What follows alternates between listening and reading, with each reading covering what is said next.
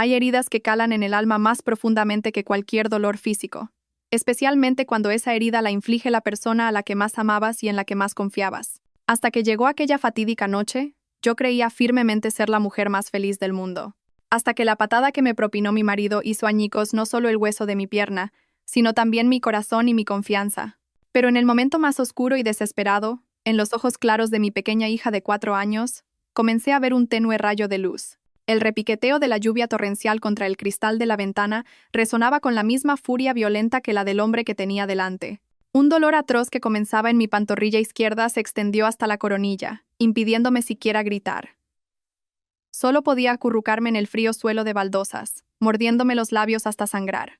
La vista se me nublaba y perdía el foco, pero los zapatos relucientes de mi marido, Javier, detenidos justo frente a mí, se veían con una claridad aterradora. Se inclinó, me agarró del pelo y mi cabeza se echó hacia atrás sin que pudiera oponer resistencia.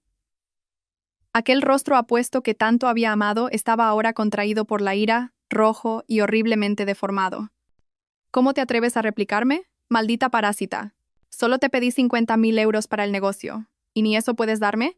¿Es que te quedarás a gusto cuando me veas en la calle, pidiendo limosna?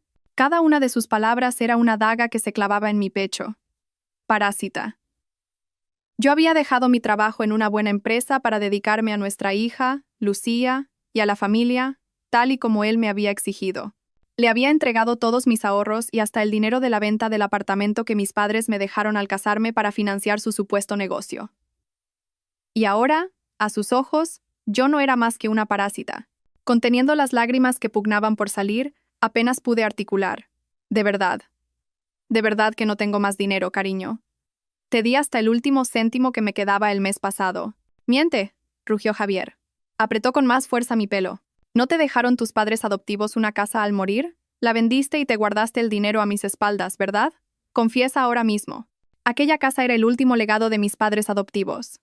Pero también la había vendido hacía 3 años para pagar su supuesta operación de corazón cuando dijo que estaba enfermo. ¿Ya lo había olvidado? Pero no tenía fuerzas para explicárselo de nuevo. El dolor de la pierna estaba consumiendo toda mi conciencia. Instintivamente, supe que algo iba muy mal. Aparte del dolor punzante, no sentía nada más en la pierna. Empapada en lágrimas y sudor, supliqué desesperada. Por favor, para allá. Me duele mucho la pierna. Javier soltó una carcajada.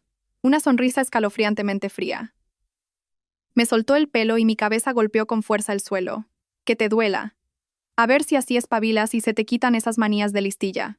Escupió esas frías palabras, se dirigió al sofá y cogió su teléfono móvil.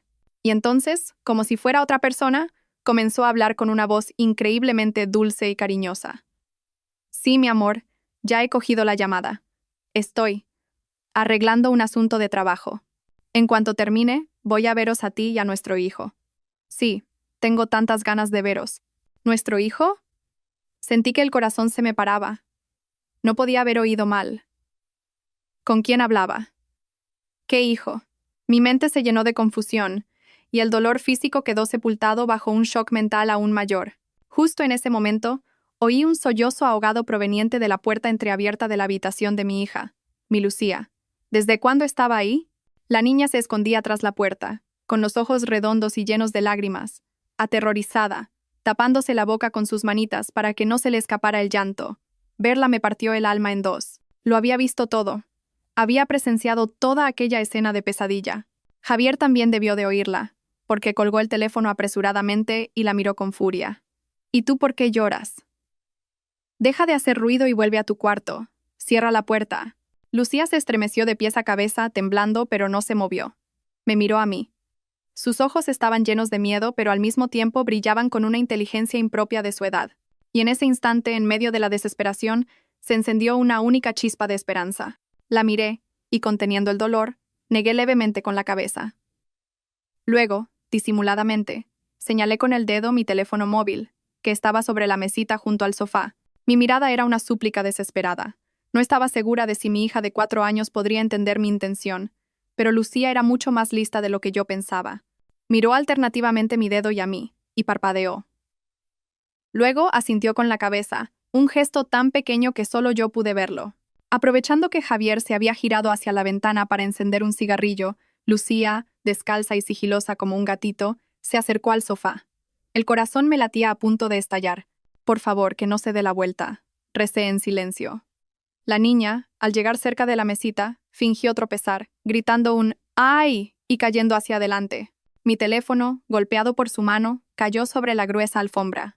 ¡Qué torpe eres!, gritó Javier sin ni siquiera girarse. Era el momento. Lucía recogió rápidamente el teléfono, pero en lugar de volver a ponerlo en la mesita, lo abrazó contra su pecho y se metió debajo de la mesa, fuera de la vista de Javier. Vi sus pequeñas manos temblorosas pulsando la pantalla. La contraseña era su fecha de nacimiento. Se la había enseñado para una posible emergencia. La pantalla se iluminó y la vi pulsar el icono de contactos. Deslizó la lista con su dedito y se detuvo en el nombre que yo había guardado como abuelo querido. Se llevó el teléfono a la oreja, con los labios apretados. No le salía la voz. Sabía que estaba aterrorizada, pero lo estaba intentando con todas sus fuerzas. Y finalmente, oí la voz temblorosa y entrecortada de mi hija susurrar al auricular una frase que nunca olvidaré: abuelo, abuelo, mamá. Mamá se va a morir. Hubo un silencio al otro lado de la línea. 1 segundo, 2, 3. Un silencio que pareció una eternidad se instaló en el aire tenso. Estaba a punto de desesperar. Pero entonces una voz grave, cálida y autoritaria se oyó a través del pequeño altavoz. Era un susurro, pero extrañamente nítido. Lucía, mi niña, qué bien lo has hecho. ¿Puedes decirle al abuelo dónde estáis ahora? La voz grave y potente del abuelo al otro lado del teléfono fue como un bálsamo que me rescató al instante de mi terror paralizante. Era una simple pregunta, pero contenía una extraña sensación de seguridad que me hizo darme cuenta de que ya no estaba sola. Rápidamente acerqué mi boca al teléfono que sostenía mi hija. Mi voz temblaba, pero era mucho más clara que antes. Abuelo, soy Sofía. Ahora mismo. Dije con dificultad la dirección de aquel modesto piso en Carabanchel que Javier había conseguido y que ahora se había convertido en un infierno. Entendido, la voz del abuelo no mostraba el menor atisbo de vacilación. Encerraros en una habitación. Cerrad bien la puerta con llave y no le abráis a nadie, incluido tu marido. El abuelo va para allá. La llamada se cortó y la pantalla se apagó. Lucía me miró con sus ojos llenos de lágrimas. Seguía asustada, pero en su mirada brillaba una luz de esperanza. La abracé con fuerza. Mi corazón seguía latiendo como un loco, pero ya no era por miedo. Era por la intensa convicción y la espera de que esta horrible pesadilla estaba a punto de terminar. Llevé a mi hija en brazos al baño y con agua tibia, limpié rápidamente las marcas de las lágrimas de su cara y la mía. Tenía que mantener la calma. Debía mostrarme fuerte delante de mi hija. No sabía cómo ni por qué medios vendría el abuelo, pero, como siempre había hecho desde niña, confiaba en él incondicionalmente. El tiempo pasaba con una lentitud asfixiante. Sentada en la cama, abrazando a mi hija, agucé el oído a cualquier sonido del exterior. La lluvia había amainado, y solo se oía el goteo rítmico de las gotas sobre el tejado de chapa. Unos 20 minutos después, un sonido extraño llegó desde la entrada de la calle. No era el ruido de una moto normal. Era el rugido grave de los motores de varios sedanes de alta gama entrando en el estrecho callejón. A continuación, el chirrido agudo de los frenos y el sonido decidido de las puertas al cerrarse. El corazón me dio un vuelco. Era el abuelo. Tenía que ser él. Antes de que pudiera reaccionar, oí los pasos firmes de varias personas acercándose a nuestro portal. No se parecían en nada a los de Javier. Eran rítmicos, imponentes, con un aire que intimidaba. En ese momento, la puerta del piso de enfrente se abrió de golpe y se oyó la voz chillona de la casera. ¿Qué es este escándalo a estas horas de la noche? ¿A quién buscan? Pero su voz se cortó de inmediato, sustituida por un jadeo de sorpresa. Curiosa, me asomé por la mirilla y me quedé sin palabras ante la escena que se desarrollaba. Frente a la casera no había una sola persona. Eran 4 hombres corpulentos, vestidos con trajes negros y con expresiones impasibles, como salidos de una película. Y en el centro de ellos estaba mi abuelo. Ya no era la imagen del abuelo bondadoso que recordaba. Vestía un traje gris perfectamente cortado, con la espalda erguida, y se apoyaba en un bastón de ébano con empuñadura de plata. Su pelo era completamente blanco, pero sus ojos brillaban con una luz tan penetrante y autoritaria que nadie se atrevería a mirarlo directamente. ¿Dónde está la habitación de Sofía?, preguntó. Su voz no era alta, pero su peso era tal que hasta la normalmente altiva casera temblaba mientras señalaba nuestra puerta. El abuelo asintió, hizo una señal, y 2 de los guardaespaldas se acercaron inmediatamente a nuestra puerta. Sofía, soy el abuelo. Abre la puerta, Al oír su voz familiar, corrí a abrir. En cuanto la puerta se abrió, no pude contenerme más y me derrumbé llorando en sus brazos. Abuelo, él me abrazó con fuerza, dándome palmaditas en la espalda temblorosa con su mano cálida. Tranquila, ya ha pasado todo. El abuelo está aquí. Nadie volverá a haceros daño. Justo entonces se oyó el ruido de la moto de Javier en la entrada de la calle. Seguramente había terminado de hablar con su amante y volvía para representar su papel de marido atento. Al ver los sedanes de lujo bloqueando la calle y los hombres de negro frente a la puerta, su rostro se puso blanco como el papel. Aparcó la moto de cualquier manera y corrió hacia nosotros gritando: «¿Qué está pasando? ¿Quiénes son ustedes?». Al verme en brazos del abuelo, su desconcierto se transformó en ira y sorpresa. «Sofía». «¿Y este viejo? ¿Quién es?», gritó, señalando a mi abuelo de forma grosera. Mi abuelo se giró lentamente. Sus ojos, afilados como cuchillas, atravesaron a Javier. Su mirada era tan fría que pareció congelar el aire. «Así que tú eres Javier, el marido de mi nieta. ¿Y qué? ¿Usted quién se cree que es para meterse en casa ajena?». Javier, sin darse cuenta todavía de con quién estaba tratando, mantenía su actitud agresiva. «¿Quién soy yo no es importante», la voz del abuelo era grave y profunda. «Lo importante es lo que le acabas de hacer a mi nieta».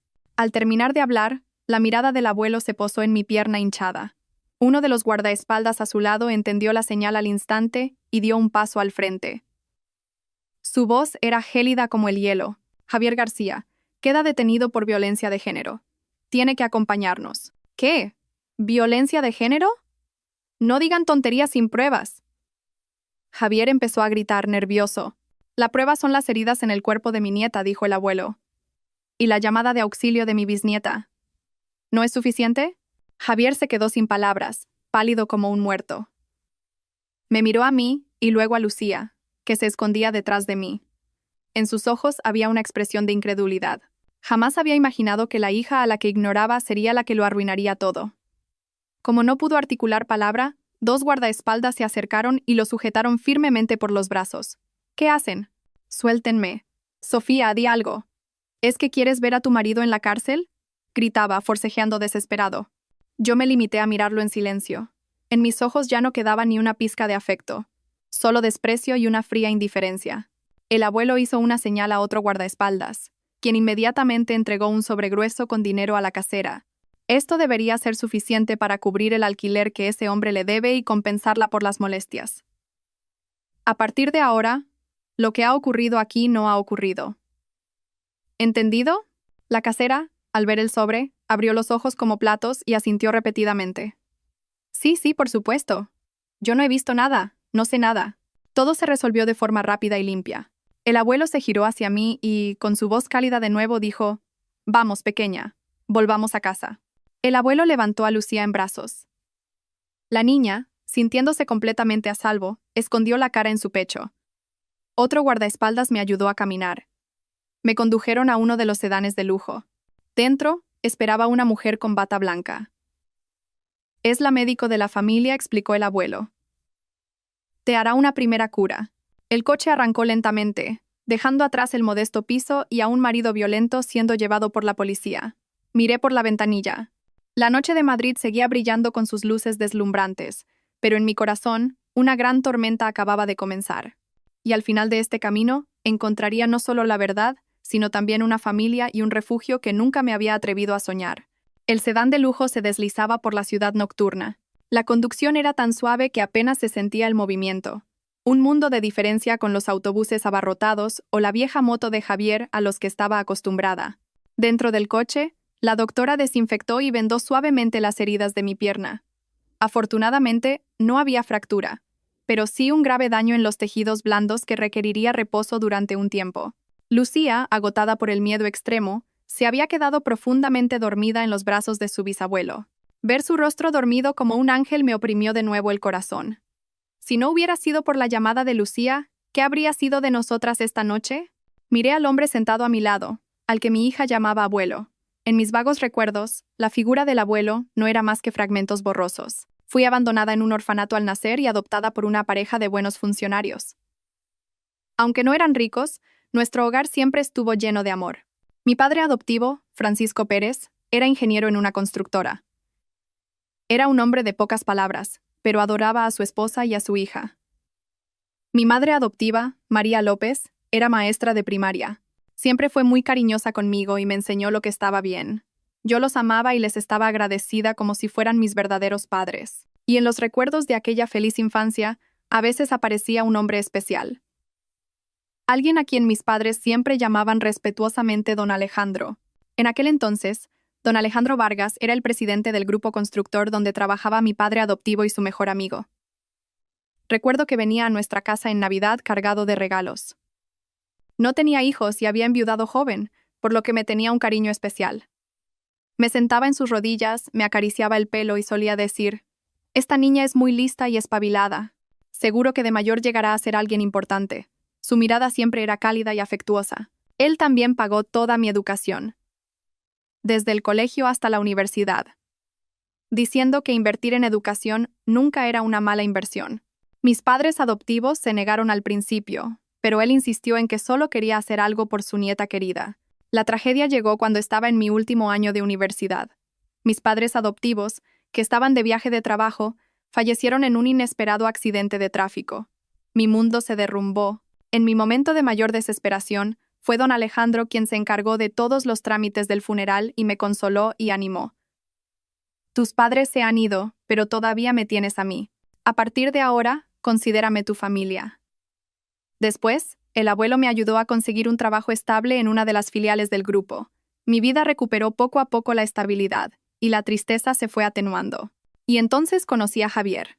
Era un nuevo empleado en el departamento de ventas, 2 años mayor que yo. Era alto, apuesto, con facilidad de palabra y siempre parecía una persona ambiciosa. Me contó su difícil infancia y lo mucho que había luchado para llegar a donde estaba. Yo, anhelando un lugar donde apoyarme en medio del dolor por la pérdida de mi familia, caí rendida ante su aparente sinceridad y determinación. Nos enamoramos. Todavía recuerdo perfectamente la mirada del abuelo la primera vez que le presenté a Javier. No dijo mucho, simplemente lo observó en silencio. Esa noche, me llamó a su despacho.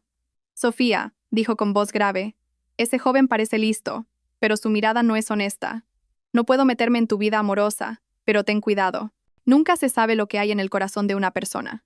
En aquel momento, cegada por el amor, no le di importancia a su advertencia. Pensé que era demasiado desconfiado, y que Javier era una buena persona.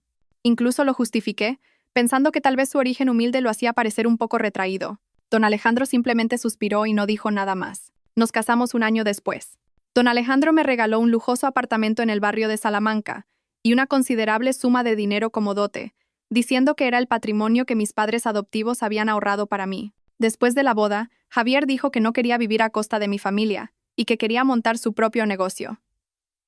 Me mostró un plan de empresa muy convincente. Yo, que confiaba plenamente en mi marido, le di sin dudarlo todos mis ahorros y el dinero de la venta del apartamento que el abuelo me había dado. Cuando nació Lucía, Javier dijo que yo debía quedarme en casa para cuidar de la niña mientras él se encargaba de la economía. Una vez más, seguí su consejo. Y ese fue el comienzo de mi tragedia. El negocio de Javier no parecía ir bien. Se quejaba constantemente de dificultades y pedía más dinero. Yo ya no tenía nada que darle, solo podía animarlo. Poco a poco su actitud empezó a cambiar. Se volvió irritable y me gritaba a menudo. Las discusiones eran cada vez más frecuentes, y finalmente empezó a pegarme. Al principio solo cuando estaba borracho, pero luego se convirtió en una costumbre. Me usaba como saco de boxeo cada vez que las cosas no le iban bien. Yo lo aguantaba todo por mi hija y por la pequeña esperanza de que pudiera cambiar. No me atrevía a decírselo a don Alejandro.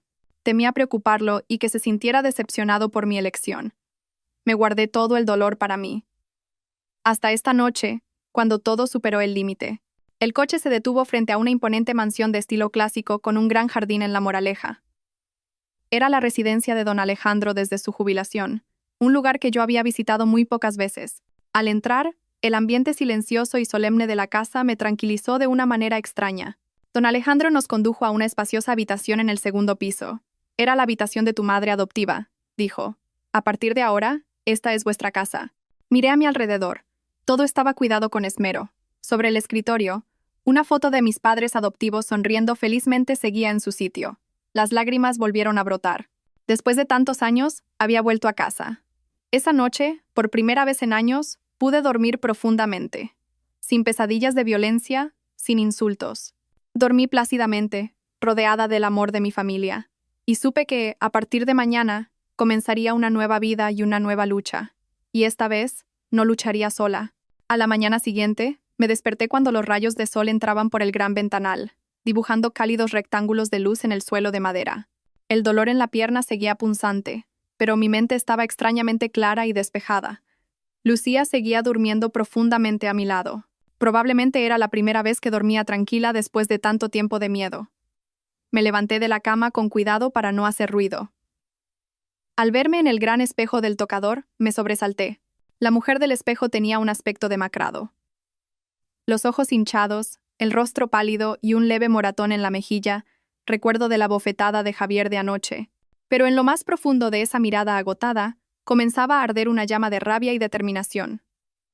No podía seguir viviendo así. Tenía que cambiar. Por mí y por mi hija. Me duché y me puse la ropa de casa limpia que una de las empleadas me había preparado. Al bajar al comedor, me encontré con un desayuno abundante servido en la mesa. El abuelo leía el periódico, y a su lado estaba sentado un hombre de mediana edad, de aspecto muy intelectual, con gafas y un traje impecable. Al verme bajar, el abuelo sonrió. Su sonrisa bondadosa había vuelto a su rostro. ¿Has descansado, nieta? Ven, siéntate a desayunar. Te presento al señor Torres. Es mi abogado personal y mi amigo de mayor confianza. Me incliné para saludar al señor Torres. Él también se levantó y me estrechó la mano cortésmente. Señorita Sofía, buenos días. El presidente ya me ha puesto al corriente. Lamento mucho lo sucedido, pero me alegro de que haya salido de ahí. Durante el desayuno, el ambiente no fue para nada pesado. El abuelo y el señor Torres me preguntaron con delicadeza sobre mi situación, pero sin hurgar en la herida. Hablaron de planes de futuro, de la educación de Lucía, e incluso de destinos de viaje que podrían calmar mi espíritu. Me estaban ayudando a mirar hacia adelante. Después del desayuno, nos retiramos al despacho del abuelo. Las estanterías, que llegaban hasta el techo, estaban repletas de libros nuevos y antiguos. El aire del lugar era solemne e intelectual. Sofía, comenzó el abuelo, su voz ahora seria. No es momento de lamentarse. Tenemos que actuar. Y muy rápido. El señor Torres continuó. Abrió su maletín y sacó un fajo de papeles. Señorita Sofía, siguiendo las instrucciones del presidente, hemos realizado una investigación preliminar sobre la situación de Javier García. Lo primero que debemos hacer es congelar inmediatamente todos los activos que estén a nombre de ambos para evitar que desvíe fondos. ¿Activos en común? Es imposible que nos quede nada de eso. Todo el dinero que tenía se lo di para su negocio. El señor Torres esbozó una sonrisa profesional. No necesariamente. Legalmente siguen casados, así que debemos revisar todo de nuevo. Además, tenemos que rastrear a dónde fue a parar realmente el dinero que usted le entregó. El abuelo asintió. Exacto. Ese sinvergüenza no puede haber fracasado simplemente en un negocio. Tiene que haber algo más detrás. Torres, investiga todos sus movimientos financieros de los últimos 3 años. No dejes ni una piedra sin remover. Por supuesto, presidente, respondió el señor Torres. Tenemos a alguien vigilándolo desde anoche. Ha salido bajo fianza, y lo extraño es que no parece nada preocupado ni nervioso. De hecho, esta misma mañana, uno de nuestros hombres lo ha visto en una cafetería de lujo con una mujer. Al oír eso, el corazón me dio un vuelco. ¿Quién es esa mujer? Mi voz tembló ligeramente. Estamos verificando su identidad, pero una cosa es segura. Su relación no parecía la de simples conocidos. El señor Torres me mostró una foto tomada desde lejos. No era muy nítida, pero se veía a Javier sentado muy cerca de una mujer, con su mano cariñosamente sobre la de ella. Y aquí viene lo importante, continuó el señor Torres. Justo después de que usted abandonara el piso, él volvió allí. Nuestro hombre le oyó hablar por teléfono, diciendo con voz muy irritada. El plan se ha torcido. La estúpida esa no es tan simple como pensaba. Tendremos que buscar otra manera. ¿El plan? ¿La estúpida esa? Claramente, se refería a mí, a nosotras y al abuelo. Entonces, todo lo que había pasado anoche no había sido un simple arrebato de ira de Javier. Era parte de un plan del que yo no tenía ni idea. Con cada minuto que pasaba, todo se volvía más complicado y aterrador. Una cosa más, señorita Sofía, dijo el señor Torres. Legalmente, tenemos pruebas más que suficientes para acusarlo de violencia de género. Pero para asegurar la custodia de la pequeña Lucía y que pague un precio mayor, Necesitamos más pruebas que demuestren que no es un padre apto y que ha cometido otros actos ilegales. El abuelo me miró. Su mirada era firme. Sofía, sé que esto va a ser muy duro para ti. Pero tienes que ser fuerte. Esta es tu lucha. ¿Quieres divorciarte, conseguir una pensión y dejarlo estar? ¿O quieres llegar hasta el final, destapar la verdadera cara de ese hombre y obtener justicia por los años que has sufrido? Miré al abuelo y luego al señor Torres. La llama de la ira y la determinación en mi interior ardía con furia. Ya había perdido demasiado. No podía permitirme perder a mi hija. Y no podía soportar la idea de que el hombre que había destrozado mi vida se saliera con la suya. Quiero llegar hasta el final. Mi voz ya no temblaba. Era extrañamente firme. Quiero que pague por todo. El abuelo asintió. Satisfecho. Bien dicho. Nieta mía. Entonces, empecemos con nuestro plan. Durante todo el día, permanecí en el despacho con el abuelo y el señor Torres. Elaboraron un plan detallado, paso a paso. Yo, que había sido una víctima pasiva, ahora era parte del plan, un eje crucial en la guerra legal y psicológica que se avecinaba. Sabía que el camino sería duro, pero ya no tenía miedo. Ahora, a mis espaldas, no había un frío muro de soledad, sino un imperio gigantesco listo para protegerme y apoyarme. Durante los días siguientes, dejé a un lado mi dolor personal y me centré en el plan trazado por el abuelo y el señor Torres. La mansión de La Moraleja se convirtió en nuestro cuartel general. Cada día, el señor Torres venía a informar sobre la situación y a analizar nueva información. Yo, que había sido una simple ama de casa, empecé a familiarizarme con términos legales y financieros que nunca antes había oído. Leía con avidez los documentos que me traía el señor Torres, tratando de entender cada aspecto de la guerra a la que me enfrentaba. El abuelo no participaba directamente en la investigación, pero marcaba la dirección estratégica y utilizaba su extensa red de contactos para apoyarnos. Su calma y sabiduría eran mi ancla emocional. Como primer y más crucial paso, el señor Torres, en mi nombre, solicitó al juzgado una orden de congelación de emergencia para todas las cuentas bancarias a nuestro nombre. Simultáneamente, presentó una solicitud a los organismos pertinentes para prohibir cualquier transacción de compraventa o traspaso de activos relacionados. Era un ataque preventivo para cortarle la retirada a Javier e impedir que desviara los bienes restantes. Como esperábamos, esta medida lo convirtió en una bestia acorralada. No paraba de llamarme y enviarme mensajes. Al principio, con palabras dulces, suplicándome que retirara la demanda. Sofía, ¿por qué haces esto? ¿Por qué has congelado las cuentas? Necesito el dinero urgentemente para un proyecto. Si haces esto, me estás matando. Como no respondí, cambió de táctica y pasó a las amenazas. Muy bien, ¿así que te crees muy valiente ahora que tienes a ese viejo protegiéndote? Escúchame bien, no me lleves al límite. Si lo haces, ni tú ni tu hija saldréis ilesas. Lejos de asustarme, esos mensajes solo avivaron mi rabia.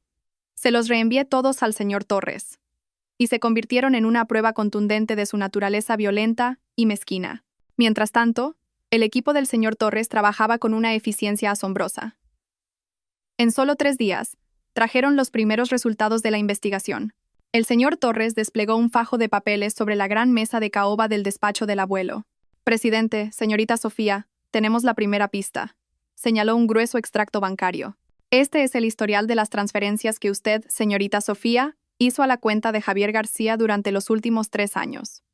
El total supera los 500.000 euros. No es una cantidad pequeña. Miré las cifras impresas en el papel y sentí una punzada en el pecho. 500.000 euros. Eran todos mis ahorros y el dinero de la venta de la casa de mis padres adoptivos. Se lo había dado todo sin dudarlo, y a cambio había recibido la más amarga de las traiciones. Y aquí viene lo importante. El señor Torres pasó a otra página. Todo este dinero, después de entrar en la cuenta del señor García, no se invirtió en ningún proyecto de construcción como él decía. En su lugar, se dividió y movió a través de varias cuentas en un complejo entramado. Y finalmente, todo fluyó a una única cuenta. Rodeó un nombre en el extracto. Esta cuenta pertenece a una persona jurídica llamada Futuro Dorado Inversiones y Desarrollo, S.L. ¿Futuro Dorado? Fruncí el ceño. Nunca había oído ese nombre. Es normal, dijo el señor Torres. Esta empresa se constituyó hace unos 3 años, coincidiendo con la época en que el señor García empezó a hablar de emprender. Y el representante legal de esta empresa no es él. Pasó otro documento. Era una nota simple del registro mercantil. Contuve la respiración y miré el apartado del administrador. Apareció un nombre desconocido. Elena Gómez. ¿Quién es Elena Gómez?, preguntó el abuelo con su voz grave y potente. Es la mujer con la que Javier García se reunió en la cafetería el otro día. El señor Torres sacó una foto más nítida. En ella, una mujer de unos 20 y tantos años, de aspecto bello y sofisticado, sonreía cariñosamente junto a Javier. Todo quedó claro. No había ningún proyecto empresarial. Golden Future era una empresa fantasma, una tapadera para apropiarse legalmente de mi dinero. Con mi dinero, él había montado una empresa para su amante, construyendo un futuro dorado para ellos. Un futuro levantado sobre mi sacrificio y mis lágrimas. Una ira fría me subió por dentro. No solo me había engañado emocionalmente, me había estafado por completo. ¿Y dónde está la sede de esa empresa?, pregunté con voz firme. El domicilio social está en un edificio de oficinas de primera categoría en el Paseo de la Castellana, pero nuestra gente ha ido y solo tienen alquilada una oficina virtual, casi sin movimiento. Sin embargo, hemos localizado el apartamento donde vive esa tal Elena Gómez. Es un lujoso dúplex en una urbanización de lujo en el distrito de Chamberí, dijo el señor Torres. El abuelo, que había permanecido en silencio hasta entonces, habló. Un brillo agudo apareció en sus ojos. Torres investiga más a fondo a esa mujer, a Elena Gómez. Su pasado, sus relaciones, todo. Quiero saberlo todo. Y sigue vigilando los movimientos de ese tal Javier. Me temo que esto no es solo un caso de adulterio y estafa. Sí, presidente. Las palabras del abuelo me dieron un escalofrío. Tenía razón. ¿Cómo una mujer tan joven como Elena Gómez podía haber orquestado una estafa tan elaborada junto a Javier? ¿Había alguien más detrás de ella? ¿Y era Javier, un hombre violento y codicioso, lo suficientemente inteligente como para idear todo esto? Las piezas del rompecabezas empezaban a encajar, pero daban lugar a una conspiración y a preguntas mucho más grandes de lo que jamás podría haber imaginado. Presentí que esta lucha iba a ser mucho más compleja y peligrosa de lo que pensaba. La espera de los días siguientes se sintió como una eternidad. Cada día que pasaba, mi corazón ardía de impaciencia. Me preocupaba mi propio destino, pero sobre todo me preocupaba Lucía. La niña era demasiado pequeña para comprender la tormenta que se había abatido sobre nuestra familia. Solo se preguntaba por qué no podía ver a su padre, por qué su madre siempre parecía triste. Tenía que abrazarla y mentirle, diciéndole que papá se había ido a un viaje de trabajo muy largo. Cada vez que le mentía sentía como si un cuchillo me atravesara el corazón. Mientras yo me debatía en una maraña de emociones, el equipo del señor Torres y los detectives privados contratados por el abuelo trabajaban sin descanso. Como abejas laboriosas, recolectaban gota a gota el néctar de la verdad en un mundo lleno de trampas y mentiras. Una tarde, el señor Torres me llamó. Su voz era más seria de lo habitual. Señorita Sofía, ¿podría venir a mi despacho ahora mismo? Tenemos algunos descubrimientos nuevos y creo que sería mejor que los viera usted misma. Un mal presentimiento me invadió. Dejé a Lucía con una de las empleadas y me dirigí rápidamente al despacho del señor Torres, en el centro de la ciudad. Su oficina estaba en el último piso de un rascacielos, con una vista espectacular de Madrid. Pero en ese momento, por muy deslumbrante que fuera la ciudad, a mis ojos todo parecía gris. El señor Torres ya me esperaba en la sala de reuniones. Sobre la gran mesa había varias carpetas y un ordenador portátil. Siéntese, por favor, dijo en voz baja. Lo que va a ver ahora puede ser bastante impactante. Necesita prepararse. Asentí, apretando las manos sobre mi regazo. Dígame, puedo soportar lo que sea. El señor Torres suspiró. Giró la pantalla del portátil hacia mí. Hemos investigado más a fondo a Elena Gómez. No es una mujer sencilla. Aparentemente es la directora de una empresa emergente, pero en realidad tiene un pasado bastante complejo. Y lo más importante es que ella y Javier García no se conocen de hace poco. Pulsó el botón de reproducción. En la pantalla aparecieron varias fotos. La primera era de Javier y Elena Gómez paseando de la mano por una playa de Mallorca. La fecha de la foto era de hacía unos 3 años, solo unos meses después de que yo vendiera la casa de mis padres adoptivos para pagar la supuesta operación de corazón de Javier. Entonces, la enfermedad del corazón también había sido una mentira, una farsa para sacarme el último gran pellizco de dinero que me quedaba. Ese dinero se había utilizado para irse de viaje con su amante y empezar una nueva vida. Una pesada piedra en el pecho me dificultaba la respiración. Pero eso no era lo peor. El señor Torres pasó las siguientes fotos. Eran de los últimos 2 años. Momentos que, por derecho, deberían haber sido míos y de mi hija. Javier dándole de comer papilla con ternura a un niño regordete. Javier enseñando pacientemente a caminar al niño en un lujoso apartamento. Javier, Elena y el niño soplando las velas de un cumpleaños, sonriendo radiantes. La estampa de esa nueva familia era tan perfecta y feliz que dolía. ¿Quién es ese niño? Mi voz temblaba sin control. Es el hijo de Javier García y Elena Gómez. La voz del señor Torres también se había vuelto grave. Se llama Mateo. Tiene más de 2 años. Javier García la ha estado engañando y mantenía una doble vida. Mateo. Repetí el nombre en mi cabeza. Hasta el nombre de su hijo oculto se parecía al de nuestra hija, Lucía. Su crueldad no tenía límites. Así que era eso. Esa era la verdadera cara del marido abnegado al que yo había apoyado sacrificándolo todo. No solo me había sido infiel. Tenía una segunda familia. Era el padre de otro niño. El dinero que yo había ahorrado y pedido prestado para dárselo no era para un negocio, sino para mantener a su segunda esposa. Me había convertido en una vaca lechera que trabajaba diligentemente para la felicidad de otros. Esta verdad era más dolorosa que cualquier paliza. Era un insulto, una humillación a mi persona y a todo mi amor. Me quedé sentada, inmóvil. Las lágrimas caían sin cesar, pero esta vez no eran lágrimas de debilidad. Eran por mi estupidez, por mi juventud completamente estafada. Señorita Sofía, el señor Torres me ofreció un pañuelo. Sé que es difícil de aceptar, pero tenemos que enfrentarnos a esto. Esta prueba es un golpe mortal. Con el hecho de que tuvo un hijo y lo ocultó deliberadamente, podemos demostrar sin lugar a dudas que ha violado gravemente sus deberes matrimoniales y familiares. El tribunal, en el reparto de bienes y en la custodia de Lucía, se pondrá de su lado. Me sequé las lágrimas y levanté la cabeza. Mi mirada se había vuelto fría como el acero. No solo perderá la custodia, abogado, dije con firmeza. Quiero que también pague por el delito de estafa y apropiación indebida. Quiero que él y esa mujer queden socialmente destrozados. El señor Torres asintió.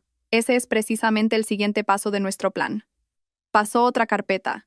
La empresa que tienen, Golden Future, no es solo una tapadera para blanquear dinero. También están involucrados en varias actividades empresariales ilegales. Actualmente estamos recopilando más pruebas por evasión de impuestos y fraude comercial. La red ya se está cerrando, señorita Sofía. Salí del despacho del abogado cuando las luces de la ciudad comenzaban a encenderse. Me sentía vacía, pero llena de determinación. Todo el amor y el apego por ese hombre habían desaparecido por completo. Ahora, dentro de mí, solo quedaba una madre dispuesta a luchar por la justicia, por su futuro y el de su hija. No podía perder esta batalla. Mientras mi equipo y yo cerrábamos silenciosa y metódicamente la red legal alrededor de Javier y su amante, ellos, al otro lado, parecían no darse cuenta de la tormenta que se avecinaba. O quizás, un exceso de confianza les nublaba la vista. Después de varios días sin poder contactarme y al ver sus cuentas bancarias congeladas, Javier empezó a darse cuenta de que la situación no era tan sencilla como pensaba. Ya no podía seguir interpretando el papel del marido incomprendido y víctima. Decidió jugar su última carta, una que creía que haría que una mujer sentimental y leal como yo se ablandara y cediera. Su madre, mi suegra. Una mañana, mientras jugaba con Lucía en el jardín, una de las empleadas vino corriendo a informarme. Señora, hay una mujer mayor en la puerta diciendo que es su suegra y está montando un escándalo. El corazón me dio un vuelco. Mi suegra. ¿Cuánto tiempo hacía que no la veía? Después de la boda, solo había venido a nuestra casa un par de veces. Era una mujer de pueblo, sencilla, pero su amor por su hijo era tan grande que era dura y exigente con su nuera. A sus ojos, su hijo Javier siempre era el mejor, y todos sus errores eran perdonables. Intuí que su visita no era para preguntar cómo estaba. Hágala pasar, le dije a la empleada con calma. Tomé a Lucía en brazos, le pedí que fuera a jugar con sus abuelos y me dirigí sola al salón. Quería enfrentarme a ella por mí misma. En cuanto me vio, mi suegra corrió hacia mí, pero no para pegarme o regañarme. Se arrodilló a mis pies y se echó a llorar a lágrima viva. Ay, Sofía, hija mía, ¿cómo puedes ser tan cruel? ¿Es que quieres matar a mi Javier? Me quedé desconcertada ante su repentina actuación. Era un teatro completamente inesperado. Todas las empleadas de la casa nos miraban con curiosidad. Suegra, levántese, por favor. Dígame con calma qué ocurre. Intenté levantarla, pero se negó rotundamente, aferrándose a mis piernas. No. No me levantaré hasta que prometas perdonar a mi Javier. Es mi único hijo. Si le pasa algo, ¿qué será de mí? Empezó a suplicar con voz lastimera. Dijo que Javier estaba destrozado desde que lo abandoné. Que no comía, no dormía, que solo bebía y que su negocio estaba paralizado. Que me quería mucho y que todo lo que había hecho era para darme una vida mejor. Que simplemente había perdido los estribos por el estrés. Hizo mal en pegarte. No voy a justificarlo. Pero después de hacerlo, a él también se le partió el corazón. Ahora está arrepentido. Eres su esposa. ¿Cómo puedes empujar a tu propio marido al abismo? ¿Le bloqueas las cuentas? ¿Lo denuncias? ¿Y quieres meterlo en la cárcel? Si va a la cárcel, ¿quién cuidará de nuestra Lucía? ¿Quién se hará cargo de su futuro? Cada una de sus palabras apuntaba directamente a mis puntos débiles. El vínculo matrimonial, el futuro de la niña. Pintaba a Javier como un marido y padre responsable y arrepentido, al borde de perderlo todo por un error momentáneo. Su actuación era tan perfecta que, si no hubiera tenido esas fotos y grabaciones, podría haber caído en la trampa. Pero ahora, solo podía reírme para mis adentros. Me solté de sus manos con calma y di un paso atrás. Miré fijamente a la mujer que actuaba frente a mí. Suegra, mi voz era fría y desconocida. No hace falta que siga actuando. Ese teatro ya no funciona conmigo. Mi suegra se sobresaltó y dejó de llorar de golpe. Me miró desde el suelo. En sus ojos ya no había tristeza, sino sorpresa e ira. ¿Qué? ¿Qué estás diciendo? Vuelva y dígale a su hijo que, si de verdad está arrepentido, que vaya al juzgado y confiese todo. Si piensa seguir con este teatro, nos veremos en los tribunales. ¡Tú! Mi suegra se levantó de un salto. La imagen de mujer desvalida había desaparecido. Finalmente, mostraba su verdadera cara. Desvergonzada. Víbora. En mala hora mi Javier se casó con una como tú. ¿Te crees que por tener dinero y contactos puedes pisotear a nuestra familia? Ya verás. No te saldrás con la tuya. Empezó a proferir toda clase de insultos y maldiciones que nunca le había oído, pero ya no me hacían daño. Simplemente la miraba en silencio, como si estuviera viendo una telenovela barata. Por favor, llamé a un empleado. Acompañen a esta señora a la salida. 2 guardaespaldas se acercaron inmediatamente y la escoltaron hacia afuera. Ella forcejeaba y gritaba, pero no podía con 2 hombres corpulentos. Te arrepentirás. Malnacida, te juro que no me quedaré de brazos cruzados. Su voz se siguió oyendo incluso desde fuera de la puerta. La casa volvió a la calma, pero en mi interior se agitaba una tormenta. El teatro de mi suegra había fracasado, pero me había dejado una cosa clara: no se rendirían. La codicia y el egoísmo estaban arraigados hasta en sus huesos. No dudarían en usar cualquier medio despreciable para conseguir sus fines. Y supe que, después de esta farsa sentimental, vendría un ataque más vil. Tenía que estar preparada para todo. Esta lucha no era solo legal. Era una guerra de psicología y reputación. El fallido teatro de mi suegra me hizo darme cuenta de que no podía seguir en una postura meramente defensiva. Esperar a que atacaran para luego defenderme siempre me colocaría en una posición pasiva. Era hora de transformarme, de presentarme ante ellos y ante el mundo con una imagen completamente diferente. Ya no era Sofía, la esposa sumisa y débil. Tenía que convertirme en Sofía Vargas, la vicepresidenta del Grupo Vargas, una mujer autoritaria, segura de sí misma, a la que nadie se atrevería a subestimar. Esta transformación no era solo para darles una lección a Javier y su familia, era para recuperarme a mí misma, para reencontrar la esencia que había perdido en la oscuridad de mi infernal matrimonio. Empecé por mi apariencia. Dejé de vestir ropa de casa sencilla y de colores neutros. El abuelo llamó a los mejores estilistas y diseñadores de Madrid a la mansión. Trajeron las últimas colecciones de las marcas de lujo más exclusivas. Me probé de todo, desde vaporosos vestidos de seda hasta trajes de chaqueta impecablemente cortados y deslumbrantes vestidos de noche. Con cada cambio de ropa, sentía que me convertía en otra persona. Mi pelo largo, que siempre llevaba recogido en una coleta, se transformó en manos expertas en una melena con ondas voluminosas, teñida de un elegante y sofisticado castaño ceniza. Los maquilladores trabajaron mi rostro con esmero. Sin excesos, utilizaron el maquillaje para borrar el cansancio, resaltar mis facciones y darme un aire de autoridad intelectual. Cuando me miré al espejo, casi no me reconocí. La mujer del espejo era una extraña, pero a la vez, muy familiar. Era la persona que yo debería haber sido siempre. Una confianza profunda, intensa y deslumbrante empezó a brotar desde mi interior. Pero el cambio más grande no fue el exterior, sino mi forma de pensar y actuar. Empecé a involucrarme de lleno en los asuntos del grupo. Ya no era una mera asistente en las reuniones. Tomé la iniciativa de estudiar proyectos, leer informes financieros y entender la situación de cada filial. Los conocimientos de la universidad que creía olvidados resurgieron y, combinados con las amargas experiencias de la vida, me dieron una visión más profunda y realista del mundo de los negocios. Empecé a dar mis opiniones y propuestas en las reuniones.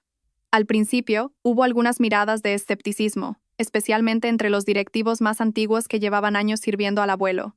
Probablemente, Todavía me veían como la nieta privilegiada, pero no me desanimé. Los convencí con cifras, análisis lógicos y argumentos afilados. Poco a poco, empezaron a mirarme de otra manera, con un respeto genuino. El abuelo observaba mi transformación. No decía mucho, pero sus ojos estaban llenos de orgullo.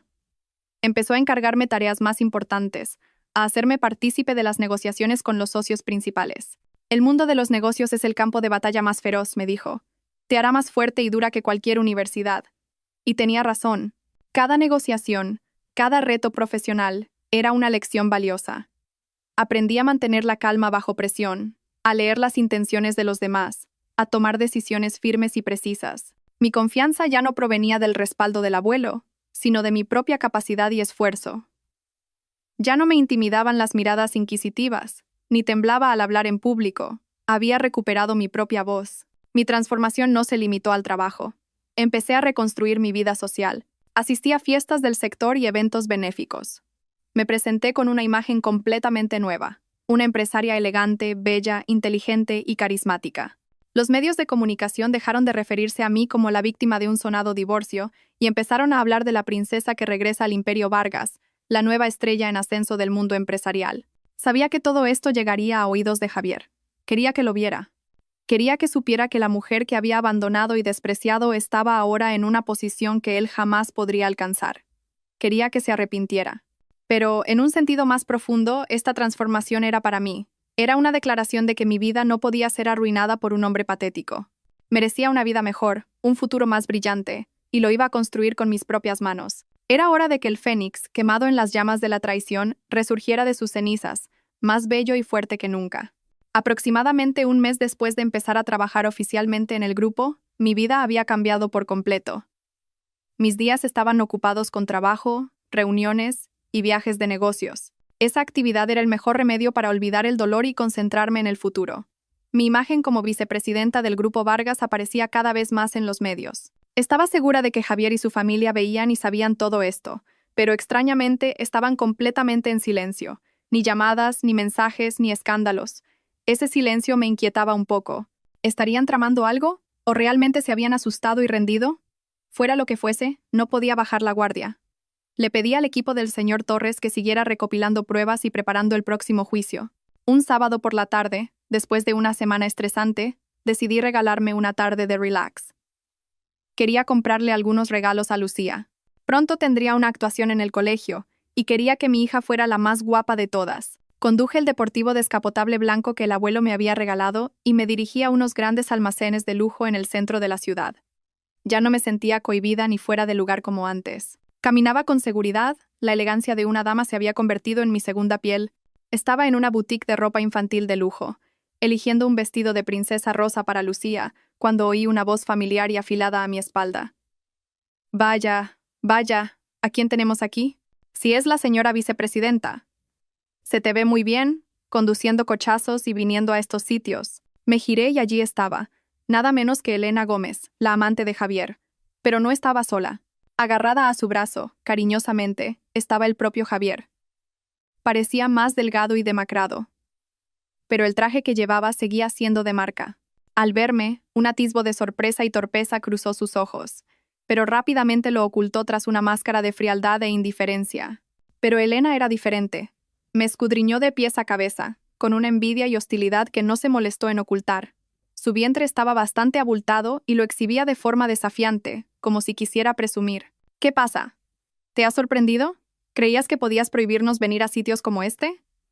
Claro, una mujer como tú, que seguramente solo ha pisado mercadillos en su vida, es normal que se asombre. No dije nada, solo esbocé una leve sonrisa. No iba a rebajarme a discutir con alguien como ella. Mi silencio pareció enfurecerla aún más. Javier, mira esto. Ahora que es vicepresidenta, nos ignora. Se apoyó en el brazo de Javier, haciendo un mohín. ¿O es que todavía está resentida porque la dejaste? Claro, ¿cómo una mujer vieja y que ni siquiera puede darte un hijo va a retener a un hombre? ¿Has terminado? Esta vez no me quedé callada. Miré a Elena directamente a los ojos y dije, con una voz que no era alta pero sí gélida como el hielo. No tengo tiempo para recibir lecciones de vida de una amante como tú, así que, ¿te importaría apartarte? ¿Qué? ¿Cómo te atreves? ¿Quién es la amante? El rostro de Elena se enrojeció de ira. Yo soy la prometida de Javier y la madre de su hijo. La que sobra aquí eres tú. Intentó abalanzarse sobre mí, pero Javier la detuvo. Ya basta, Elena. No montes una escena aquí. La voz de Javier sonaba cansada. Me miró con una expresión compleja. Sofía, no tenemos por qué llegar a esto. Es agua pasada. Sí, es agua pasada, respondí. Así que controla a tu mujer. Que no ande ladrando por ahí y molestando a la gente. Dicho esto, tomé el vestido que había elegido y me dirigí a la caja. A propósito, saqué la tarjeta negra que me había dado el abuelo, un símbolo de poder ilimitado. La dependienta, al ver la tarjeta, cambió de actitud al instante y me hizo una reverencia. Elena y Javier se quedaron pálidos al ver la escena. Sabía que esta ostentación era un poco infantil, pero era necesaria. Tenía que mostrarles que las tornas habían cambiado por completo. Después de pagar, con la bolsa de la compra en la mano, salí de la tienda sin volver a mirarlos. Pasé a su lado como si fueran dos extraños sin importancia. Pero cuando había dado unos pasos, Javier me llamó de repente. Sofía. Espera un momento. Me detuve, pero no me giré. Oí sus pasos acercándose. Sé que me equivoqué, su voz tenía un matiz de súplica. Pero, por favor, no me arruines la vida. La empresa está al borde de la quiebra. Si le dijeras una palabra a tu abuelo, ¿no podrías ayudarme? Me giré lentamente. Lo miré a los ojos y una sonrisa burlona se dibujó en mis labios. ¿Arruinarte la vida, dices? ¿Recuerdas lo que tú y tu familia intentasteis hacerme a mí? ¿Robarme mi patrimonio? ¿Quitarme a mi hija? Comparado con lo que hiciste, que tu empresa se vaya a la quiebra no es para tanto. Pero era todo lo que tenía. ¿Y mi juventud? ¿Mis sacrificios? ¿Quién me compensa por eso? Lo interrumpí bruscamente. Date por satisfecho con que lo deje así. No tientes mi paciencia. O el próximo lugar al que irás no será la bolsa de valores, sino la cárcel. Mis palabras fueron como un jarro de agua fría para Javier. Se puso blanco como la cera. Retrocedió un paso, sin poder decir nada. No quería perder ni un segundo más con él. Me di la vuelta con decisión y me alejé, dejándolo allí plantado, aturdido, en medio de la multitud. Este encuentro inesperado había sido desagradable, pero me había dejado una cosa clara. Javier tenía miedo, mucho miedo. Estaba hundiéndose, y sentí que el día de recuperar a mi hija no estaba lejos. El encuentro en los grandes almacenes me confirmó que Javier estaba realmente en apuros. La ruptura de todos los contratos con el Grupo Vargas había sido un golpe mortal para Golden Future. Otros inversores empezaron a retirar sus fondos y los socios cancelaron sus acuerdos. El barco que él y Elena habían construido con esmero a costa de mi dinero estaba a punto de hundirse. Pero una bestia acorralada es la más peligrosa. En lugar de admitir su fracaso, Javier decidió hacer una última apuesta. Organizó una gran fiesta en un hotel de 5 estrellas. Oficialmente, era una fiesta de agradecimiento a los clientes y una presentación para captar inversores para un nuevo proyecto tecnológico innovador. En realidad, era un intento desesperado por salvar su empresa y atraer a más inversores ingenuos.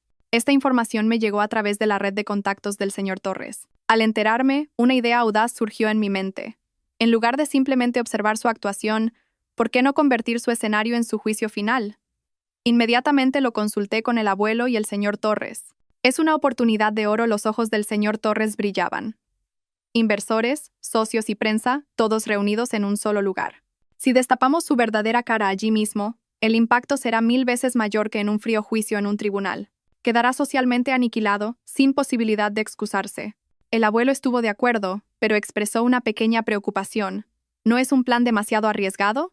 ¿Y si ese hombre, acorralado, intenta hacerte daño? No se preocupe, abuelo, dije con confianza. No iré sola. Lo prepararemos todo a la perfección. Este será el acto final. El plan se elaboró con meticulosidad. Como primer paso, a través de un tercero, me hice pasar por un fondo de capital riesgo de Singapur interesado en el innovador proyecto de Javier. Hice que mis intermediarios le prometieran una inversión de 35 millones de euros. Para el Javier de ahora, esa cantidad era un salvavidas caído del cielo. Mordió el anzuelo sin dudarlo. Eufórico, envió toda la información detallada del proyecto y la presentación de la empresa al supuesto fondo de inversión. No tenía ni idea de que todo ese material estaba siendo analizado por los expertos del Grupo Vargas, convirtiéndose en más pruebas de su estafa. Como segundo paso, le comuniqué que el representante del fondo de inversión asistiría a la fiesta para firmar oficialmente el acuerdo. Esta noticia hizo que Javier se emocionara y confiara aún más. Gastó el poco dinero que le quedaba en preparar una fiesta fastuosa para impresionar a los inversores. Invitó incluso a los antiguos socios que le habían dado la espalda, con la intención de recuperar su prestigio. También invitó a periodistas de varios medios importantes, con la esperanza de que el evento fuera la plataforma para su espectacular regreso. No sabía que todos esos invitados se convertirían en el público de su caída. La noche de la fiesta, el hotel de 5 estrellas brillaba con luces deslumbrantes. El salón de actos estaba lleno de actividad. Javier y Elena recibían a los invitados en la entrada con sonrisas de confianza. Parecían una pareja poderosa en la cima del éxito. Elena llevaba un vestido de noche ajustado, presumiendo deliberadamente de su avanzado embarazo. Se movía por la sala, riendo y charlando con los invitados, actuando como la verdadera anfitriona. Cuando la fiesta estaba en su apogeo, la gran puerta del salón se abrió de repente. Entré yo. Mi aparición silenció momentáneamente el salón. Todas las miradas se clavaron en mí. Llevaba un vestido de noche negro, de diseño simple pero extremadamente elegante. El vestido, ceñido al cuerpo, y el pelo recogido en un moño alto, dejaban al descubierto mi esbelto cuello y unas brillantes joyas de diamantes. Llevaba un maquillaje intenso que resaltaba mis labios rojos y una mirada afilada. A mi lado estaba el abuelo, y detrás, el señor Torres y 2 guardaespaldas. La aparición del presidente del Grupo Vargas sorprendió aún más a la gente, y los murmullos se hicieron más fuertes. Javier y Elena, al vernos, se quedaron con la sonrisa congelada. El rostro de Javier perdió todo su color. Se acercó apresuradamente, tartamudeando. Presidente Sofía, ¿qué hacen ustedes aquí? Sonreí. Sabía que era una sonrisa que le helaría la sangre. ¿No podemos estar aquí? He oído que Golden Future tiene un evento importante hoy, y que viene un gran inversor de Singapur. Como empresaria, no podía perderme una oportunidad de aprendizaje tan buena. Pero...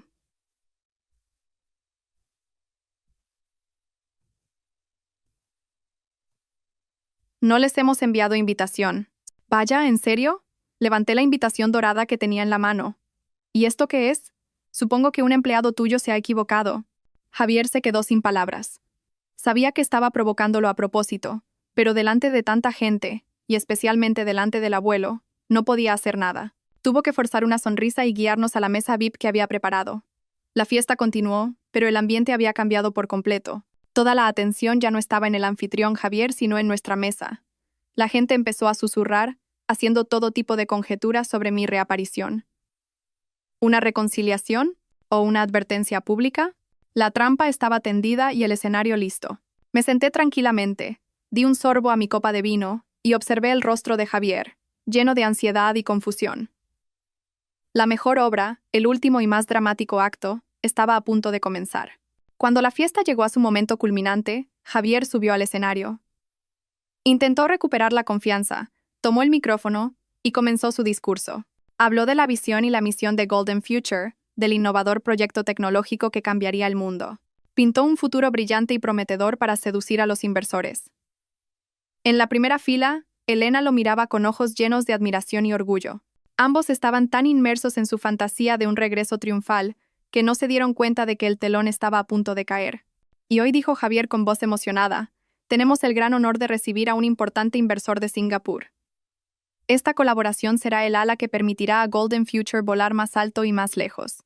Justo cuando estaba en medio de su apasionado discurso, la enorme pantalla LED que proyectaba el logo de la empresa detrás de él se apagó de repente. Un murmullo recorrió el salón. Javier, desconcertado, se giró, sin entender qué pasaba. Hizo una seña al equipo técnico, pero nadie respondió. Y entonces, ante el asombro de todos, la pantalla se volvió a encender, pero no con el logo de Golden Future. La primera imagen que apareció fue una foto clara de mi rostro, lleno de moratones y heridas, mis ojos hinchados y mi pierna escayolada. La foto que me habían hecho la mañana después de aquella fatídica noche. Al lado, en letras grandes y claras, se leía: «Esta es la verdadera cara del amor». El salón se quedó en un silencio sepulcral. La música de fondo se detuvo. Todos contuvieron la respiración, clavando la mirada en la pantalla. El rostro de Javier en el escenario se puso blanco como el papel. Señaló la pantalla con mano temblorosa, tartamudeando: «¿Qué es esto? Apagadlo. Apagadlo ahora mismo». Pero ya era tarde. La pantalla pasó a otra escena. Esta vez era un vídeo, una grabación de una cámara de seguridad en la que se veía a Javier agarrándome del pelo y dándome patadas en el modesto piso. La calidad no era excelente, pero sus actos crueles y violentos eran innegablemente claros. Los murmullos en el salón se convirtieron en gritos de horror e indignación. Dios mío, qué bestia. Y parecía tan normal. Elena, sentada abajo, también se quedó helada. Miraba alternativamente la pantalla y a Javier, con una expresión de pánico. El espectáculo no había terminado. La pantalla continuó mostrando fotos de Javier y Elena juntos.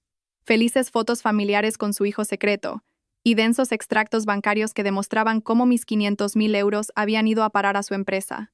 Y como golpe de gracia final, se reprodujo un archivo de audio. El sonido resonó por todo el salón. Era la conversación entre Javier y Elena, discutiendo su plan de estafa, hablando de cómo me iban a usar como una vaca lechera. Esa tía es ingenua y se fía de cualquiera. Es fácil de engañar.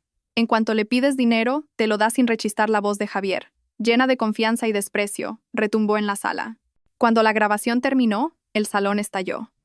El silencio se convirtió en una ola de furia. Insultos y miradas de desprecio se dirigieron hacia Javier y Elena. ¡Estafador! ¡Malnacido! ¡Devuélveme mi dinero! Los inversores y socios que momentos antes escuchaban el discurso de Javier ahora lo miraban como a un monstruo. Algunos se levantaron y se fueron. Otros sacaron sus móviles para grabar. Javier se quedó en el escenario como si le hubiera caído un rayo. Temblaba de pies a cabeza. Todo se había derrumbado, en cuestión de minutos. Me miró desde arriba con ojos llenos de odio y desesperación. Sabía que todo había sido mi plan. Fue entonces cuando me levanté tranquilamente y subí al escenario. Le quité otro micrófono de la mano a un miembro del personal que estaba igualmente aturdido. Miré a Javier directamente a los ojos y dije, con una voz fría, pero lo suficientemente clara para que todos la oyeran: Javier García, tu actuación ha sido magnífica, pero es hora de bajar el telón. Me giré hacia el público. Mi voz ganó fuerza. Damas y caballeros, soy Sofía Vargas, la esposa del hombre que está en este escenario.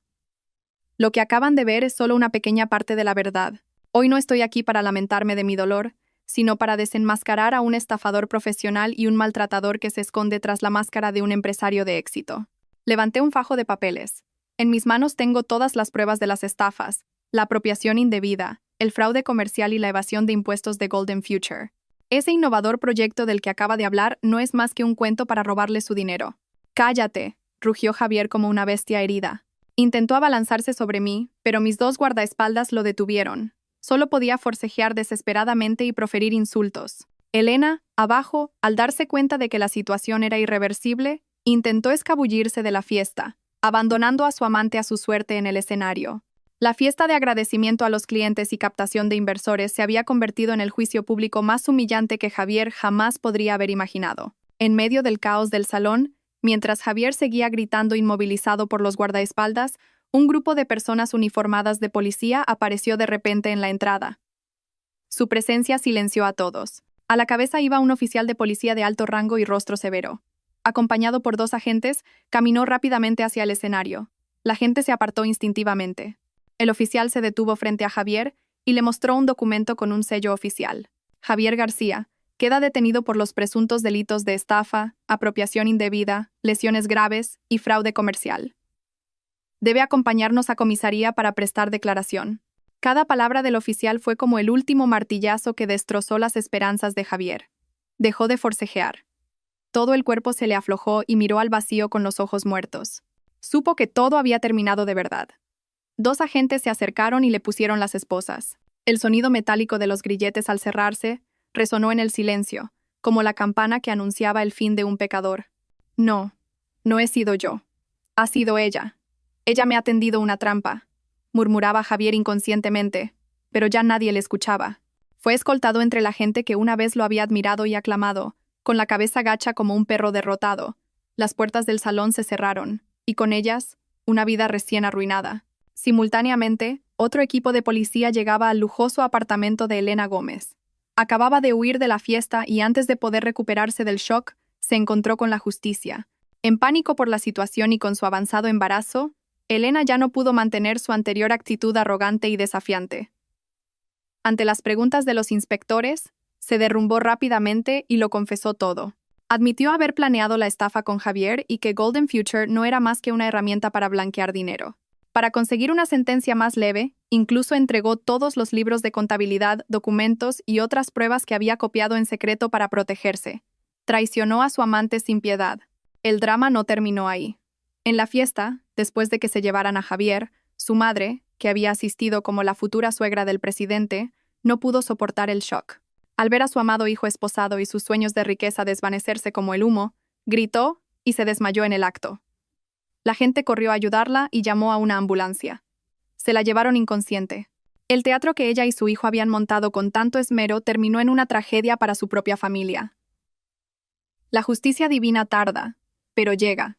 El autor, la cómplice y la encubridora, todos los que pecaron, acabaron recibiendo su merecido.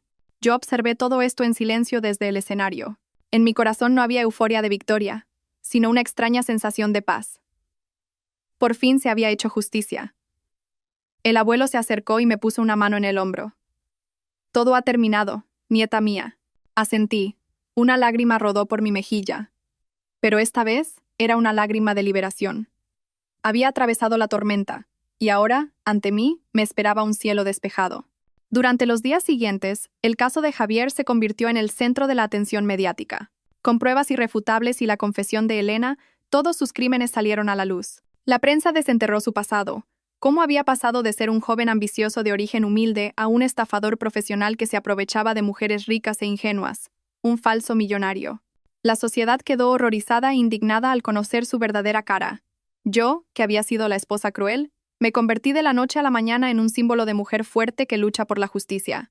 Las críticas anteriores se transformaron en respeto y simpatía. Recibí innumerables cartas y mensajes de mujeres desconocidas que me decían que mi historia les había inspirado y dado el valor para salir de relaciones tóxicas.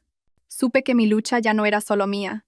6 meses después, el juicio contra Javier García y sus cómplices se celebró públicamente en la Audiencia Provincial de Madrid.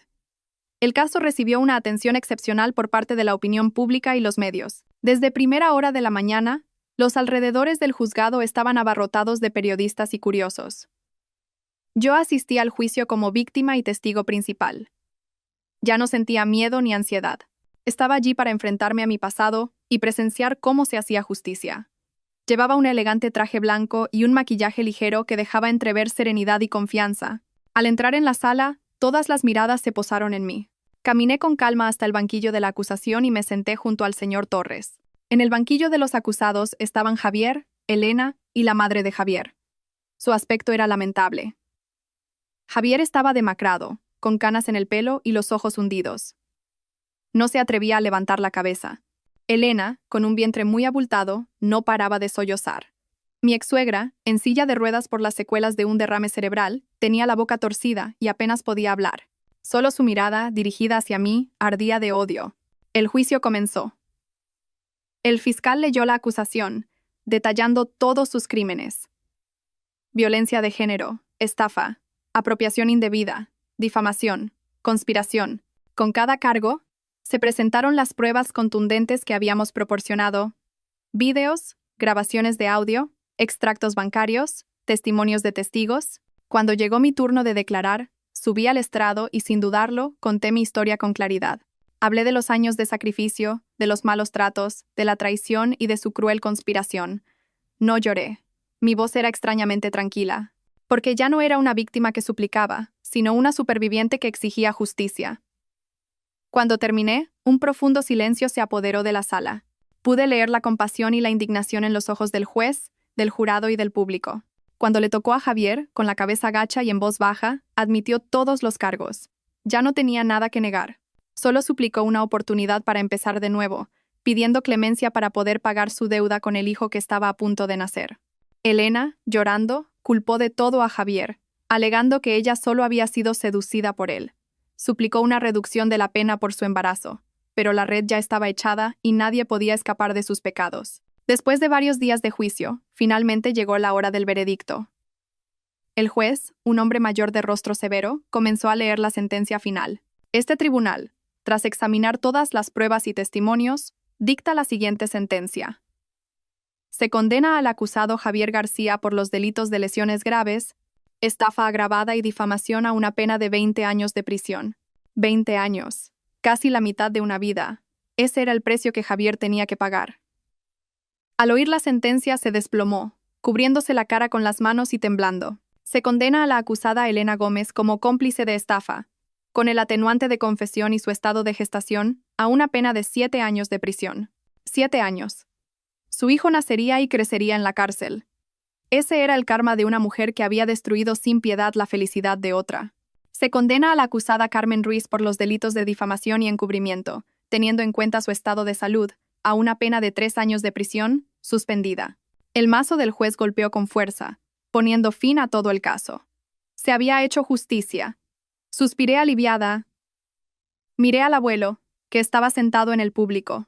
Me asintió en silencio, con una alegría contenida en los ojos. Al salir del juzgado, una multitud de flashes de cámaras se dirigió de nuevo hacia mí. Pero esta vez no eran preguntas curiosas, sino palabras de felicitación. No concedí entrevistas. Simplemente subí al coche en silencio y me alejé del lugar que había juzgado mi pasado. La batalla había terminado y yo era la vencedora. El juicio terminó, pero sus secuelas perduraron.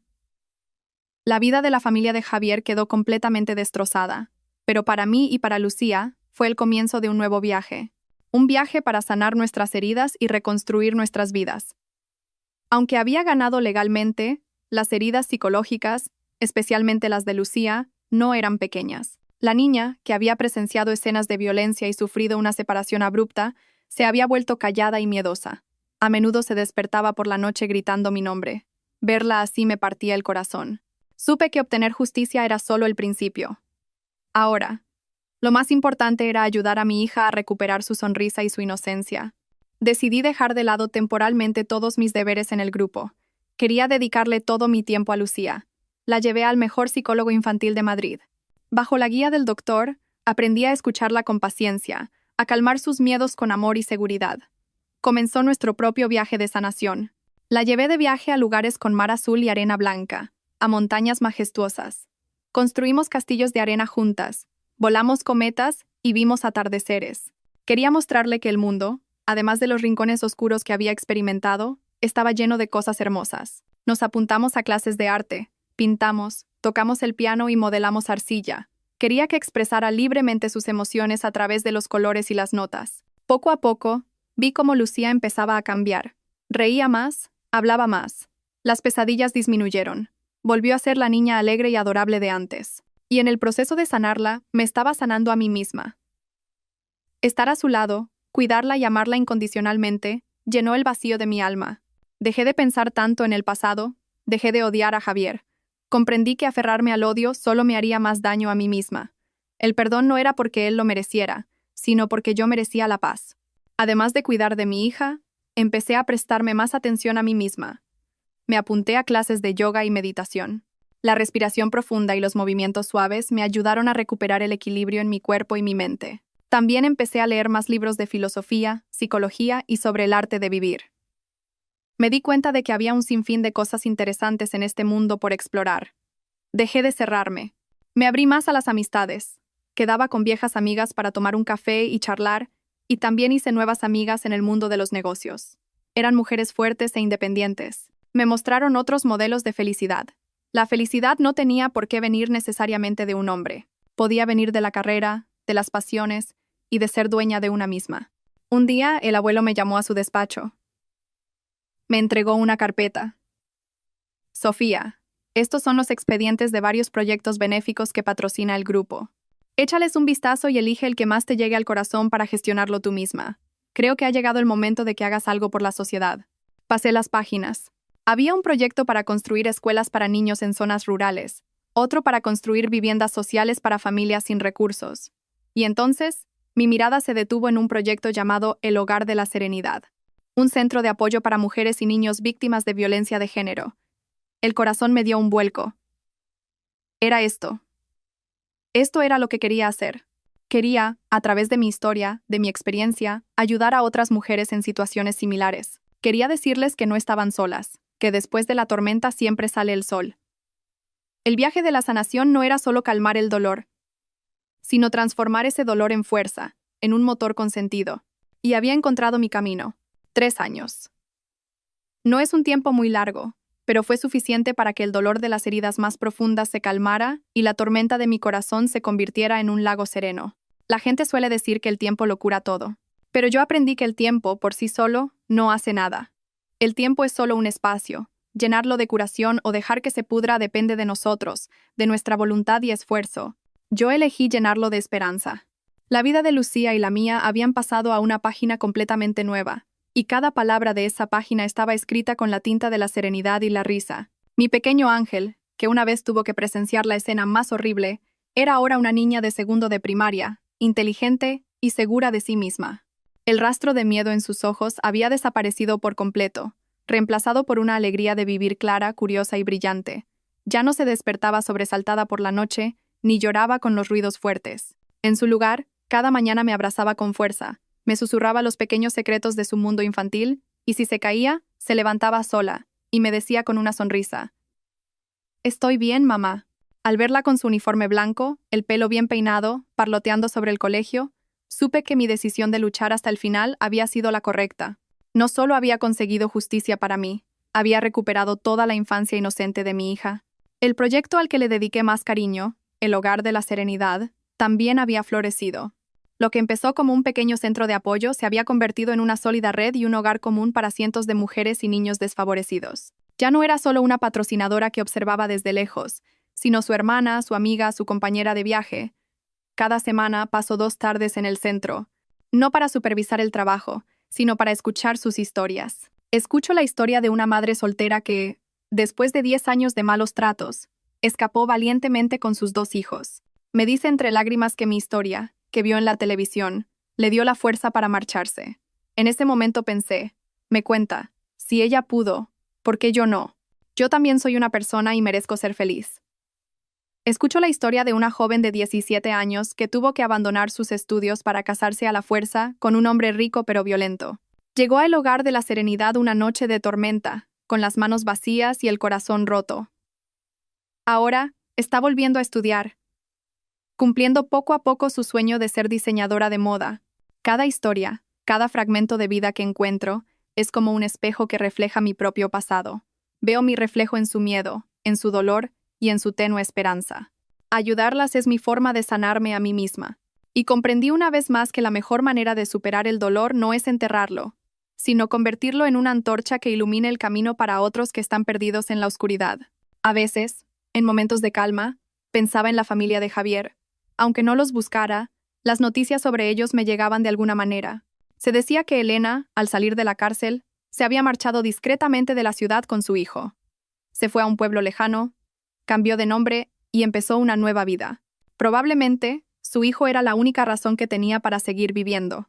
Mi ex-suegra, consumida por el dolor y la enfermedad, acabó muriendo sola en una residencia de ancianos. Y Javier, 20 años es una condena larga. Está pagando sus pecados entre fríos barrotes. Ya no siento odio ni satisfacción.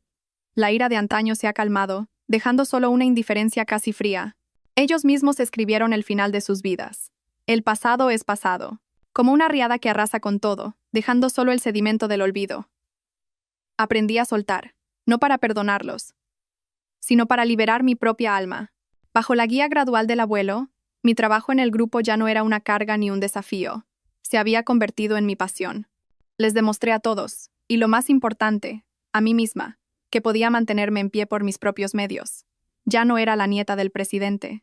Era Sofía Vargas, la directora general del Grupo Vargas, que había superado una crisis económica global, cerrado con éxito un acuerdo multimillonario con socios japoneses y expandido la marca Vargas por toda Asia. El éxito profesional me dio independencia económica, pero mi mayor alegría seguían siendo los momentos sencillos con mi familia. Un fin de semana por la tarde, el cielo estaba despejado y la brisa marina era fresca. Lucía, el abuelo y yo fuimos de viaje a Santander. En lugar de un lujoso resort, alquilamos una pequeña casa junto a la playa con un jardín lleno de bugambillas. El atardecer caía lentamente, tiñendo el cielo y el mar de un color dorado. Lucía estaba construyendo un enorme castillo de arena con otros niños del lugar. Sus risas cristalinas se mezclaban con el sonido de las olas, creando una sinfonía de paz. El abuelo y yo nos sentamos en un banco de madera, observándola en silencio. El abuelo había envejecido mucho. Su pelo era blanco como la plata, pero su mirada seguía siendo lúcida y su sonrisa, tan bondadosa como siempre, ya no cargaba con el peso de un gran grupo empresarial. Ahora, su alegría era cuidar del jardín, leer y jugar con su única bisnieta. «Mírala», dijo el abuelo. En sus ojos brillaba una felicidad inocultable. Es igual que su bisabuela, siempre alegre y llena de energía. Sonreí y apoyé la cabeza en su hombro. Un hombro delgado, pero que seguía siendo mi apoyo más firme. Gracias, abuelo, por estar siempre ahí, por darnos todo a mi hija y a mí. Tonta, me acarició el pelo. Te has ganado tu propia felicidad. Eres la persona más fuerte y resiliente que conozco. Nos quedamos allí sentados. 3 generaciones. Una familia unida por lazos de amor y sacrificio más fuertes que la propia sangre. Justo entonces, una voz grave y cálida sonó a nuestras espaldas. Buenas tardes, don Alejandro. Sofía. Espero no interrumpir. Me giré. Mi corazón, sin que yo lo quisiera, latió un poco más rápido. Era Marcos, el talentoso arquitecto que había conocido en el proyecto de El Hogar de la Serenidad. No había venido como socio, sino como voluntario, dedicando su tiempo libre a reparar y diseñar espacios de vida para mujeres desfavorecidas. Era un hombre amable, maduro y de buen corazón.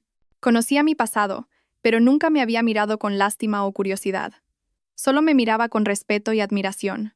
Marcos sonreí con naturalidad. ¿Dando un paseo? ¿Te unes a nosotros? El abuelo nos miró a ambos y sonrió con picardía. Se levantó, apoyándose en su bastón. Voy a ver cómo va el castillo de nuestra Lucía. Vosotros hablad tranquilamente. Se alejó hacia la playa, dejándonos nuestro espacio. Marcos se sentó a mi lado. Contemplamos el atardecer en un silencio cómodo, un silencio lleno de paz y un profundo entendimiento. Hoy pareces diferente, Sofía, dijo Marcos de repente. No eres la vicepresidenta fuerte de la sala de reuniones, ni la Sofía entregada de El Hogar de la Serenidad. ¿Y cómo me ves?, pregunté, un poco curiosa. Te veo muy serena. Tranquila, dijo con ojos sinceros, como el mar después de una tormenta. Sonreí sin darme cuenta. Nadie me había dicho algo así. A su lado no necesitaba fingir ser fuerte. Podía ser yo misma, una mujer normal con sus heridas y debilidades. Nuestras miradas se encontraron, y supe que un amor nuevo, sincero y tierno, estaba empezando a llamar a la puerta de mi corazón. Ya no le tenía miedo al amor. Comprendí que no es el amor en sí lo que nos hace daño, sino amar a la persona equivocada. Y yo merecía ser amada, merecía ser feliz. Miré hacia el horizonte, donde el sol acababa de desaparecer. Pero los últimos rayos de luz todavía iluminaban el cielo, brillantes y esperanzadores. Y supe que mañana amanecería un nuevo día, aún más radiante. No sé qué me deparará el futuro, quizás un amor pleno, o quizás nuevos desafíos. Pero por primera vez en mucho tiempo, ya no tenía miedo. Solo sabía que estaba lista para recibirlo todo con los brazos abiertos. La tormenta había quedado atrás, y ante mí, solo había cielo azul. Estimados espectadores, después de acompañar a nuestra protagonista, Sofía, en su tormentoso viaje, es probable que en nuestros corazones queden emociones muy complejas. Nos hemos enfurecido con la crueldad de Javier, hemos sufrido al ver a Sofía hundirse en la desesperación, y nos hemos alegrado juntos cuando finalmente resurgió de sus cenizas. Esta historia, aunque ficticia, nos deja lecciones muy profundas y reales para nuestras vidas. Lecciones que pueden ser faros y fuerza en el incierto viaje de la vida. La primera y quizás más profunda lección que podemos extraer es: nunca permanezcas en silencio ni aguantes en la oscuridad. La tolerancia nunca trae la paz, solo alimenta el mal para que crezca. Sofía cometió el error de aguantar la violencia durante mucho tiempo. Esperaba que su silencio trajera la paz a su familia, a su hija. Pero la realidad demostró lo contrario. La violencia, una vez que comienza, nunca se detiene por sí sola, solo se intensifica y se vuelve más cruel. La voz temblorosa de Lucía, abuelo, mamá, se va a morir. Fue la llamada de atención más costosa. Nos enseña que, a veces, la salvación no viene de la paciencia, sino de un pequeño acto de valentía. Nunca subestimes el poder de pedir ayuda. Debemos enseñar a nuestros hijos, y a nosotros mismos, que cuando nos enfrentamos a la injusticia y la violencia, pedir ayuda no es debilidad, sino el más poderoso instinto de supervivencia. La segunda lección es sobre el poder del cambio y el valor propio. La vida de Sofía solo cambió de verdad cuando decidió cambiar. Ese cambio no vino solo de la ropa de marca o del cargo de vicepresidenta. Empezó desde lo más profundo de su ser, desde la conciencia de que merecía ser respetada, de que merecía ser feliz. Cuando conoces tu propio valor, el mundo entero te mira con otros ojos. Esta historia nos muestra que el dinero y el poder son herramientas útiles, pero no sirven de nada si no están controlados por una mente sabia y un corazón firme. Sofía no usó el dinero para una venganza ciega. Lo usó para adquirir conocimientos, buscar apoyo legal y transformarse de víctima a protagonista de su propia lucha. Esa es la verdadera riqueza. Y quizás la lección más humana y profunda es la forma en que enfrentamos la victoria y sanamos las heridas. Sofía podría haberse regodeado en la caída de la familia de Javier y vivir el resto de su vida en la opulencia y la comodidad, pero no lo hizo. Transformó su dolor en compasión y su riqueza en una herramienta para ayudar a otros en su misma situación. El Hogar de la Serenidad no es solo un proyecto benéfico, es un símbolo de renacimiento, la prueba de que después de la tormenta, el ser humano puede ser más fuerte y compasivo. La verdadera victoria no es cuando el enemigo cae, sino cuando, después de todo, puedes mantenerte en pie, mirar al pasado con serenidad y avanzar hacia el futuro con el corazón abierto. Es un viaje para transformar el dolor en fuerza, la desgracia personal en un valor para la comunidad. Creo que todos, hombres y mujeres, podemos encontrar una parte de nosotros en esta historia. Quizás estés pasando por algún dolor ahora mismo. Quizás te sientas impotente ante la injusticia de la vida. Recuerda que nunca estás solo. Atrévete a alzar la voz, a pedir ayuda y, lo más importante, a creer en tu propio valor, porque el amanecer más brillante siempre llega después de la noche más oscura. ¿Qué piensan de esta historia? ¿Qué lección les ha llegado más al corazón? Compartan sus pensamientos en los comentarios. Su aportación puede ser un gran aliento y un valioso consejo para alguien que lo necesite. Aviso legal. Esta historia es una obra de ficción. Cualquier parecido con personas, eventos o lugares reales es pura coincidencia. El contenido de este video tiene fines meramente educativos y de entretenimiento, con la intención de transmitir lecciones humanas sobre la vida, y no pretende difamar ni aludir a ninguna persona o entidad real.